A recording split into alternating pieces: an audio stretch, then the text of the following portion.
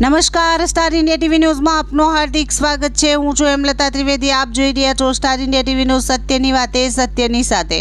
જાલોદમાં હોળી ધૂળેટી નિમિત્તે શાંતિ અને સુરક્ષા માટે પોલીસ સજ્જ। પીઆઈ રવિ ગામિતની અધ્યક્ષતામાં નગરજનો સાથે શાંતિ સભા। 112 પર તાત્કાલિક સંપર્કની અપીલ। હોળી ધૂળેટીના પર્વને શાંતિપૂર્ણ અને સૌહાર્દભર્યા માહોલમાં ઉજવવા માટે જાલોદ પોલીસ સ્ટેશન ખાતે પીઆઈ રવિ ગામિતની અધ્યક્ષતામાં નગરજનો સાથે ખાસ મીટિંગ યોજાઈ હતી। મીટિંગ દરમિયાન કાયદો અને વ્યવસ્થા જળવાઈ રહે તેમજ કોઈપણ પ્રકારની અશાંતિ ન ફેલાય તે માટે પોલીસ દ્વારા વિસ્તૃત માર્ગદર્શન આપવામાં આવ્યું હતું। પીઆઈ રવિ ગામિતે સ્પષ્ટ જણાવ્યું કે હોળી ધૂળેટીના પર્વ દરમિયાન કોઈ પણ વ્યક્તિ કાયદો હાથમાં લેશે તો તેને બક્ષવામાં નહીં આવે। ઝઘડા, મારામારી, અફવાઓ ફેલાવી અથવા ગુનાહિત પ્રવૃત્તિઓમાં સંડોવાયેલાઓ સામે કડક કાર્યવાહી કરવામાં આવશે।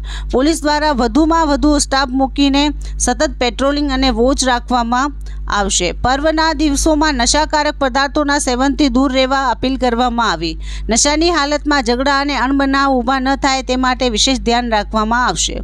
કોઈ પણ શંકાસ્પદ હરકત, ઝઘડો અથવા ગુનાહિત પ્રવૃત્તિ નજરે પડે તો નાગરિકોને તાત્કાલિક 112 પર સંપર્ક કરવા જણાવ્યું છે।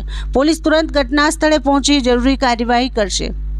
હોળી નિમિત્તે બહારથી મોટી સંખ્યામાં લોકો આવતા હોવાથી બજારો અને ભીડવાળા વિસ્તારોમાં ખિસ્સા કાતરો સક્રિય ન થાય તે માટે ખાસ નજર રાખવામાં આવશે। નાગરિકોને પણ પોતાની કિંમતી વસ્તુઓ અંગે સાવધાન રહેવા સૂચના આપવામાં આવી।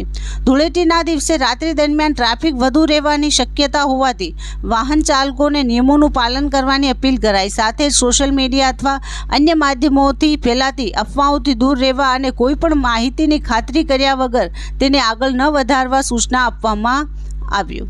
વિદ્યાર્થીઓને બોર્ડની પરીક્ષા ચાલી રહી હોવાથી ધ્વનિ પ્રદૂષણ અને ગેરવ્યવસ્થાથી કોઈને અગવડતા ન થાય તે માટે ખાસ સૂચનાઓ આપવામાં આવી। ડીજે અંગે જાહેરનામાનો કડક અમલ કરવામાં આવશે। પોલીસ વિભાગે નગરજનોને શાંતિ, સૌહાર્દ અને ભાઈચારો જાળવી પર્વ ઉજવવા અપીલ કરી છે। સુરક્ષિત અને શાંતિપૂર્ણ હોળી માટે પોલીસ સતત પ્રયત્નશીલ હોવાનું મીટિંગમાં જણાવાયું હતું। સ્ટાર ઇન્ડિયા ટીવીનો જાલોદ રિપોર્ટર પંકજભાઈ પંડિત, જિલ્લા દાહોદ।